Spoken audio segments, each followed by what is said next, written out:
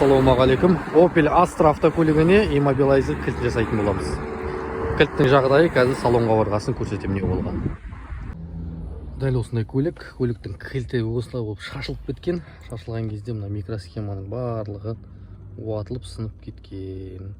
Соң кесірінен көлікті былай салып қыздырсаң да қызбайды машина. Дәл осындай чибі бар кілт жасап берген болатынбыз. Енді пульті жолда келе жатыр. Бір-екі аптадан кейін пульт келгесін пультін оқытып беремін бұйырса.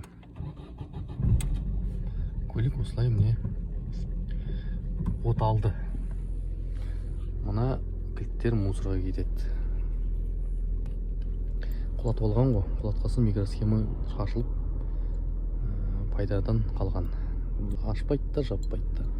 Сондықтан кілттер егер жоғалған болса, жасамай қалса, қызбай қалса, хабарлассаңдар болады астыңғы төменгі номермен.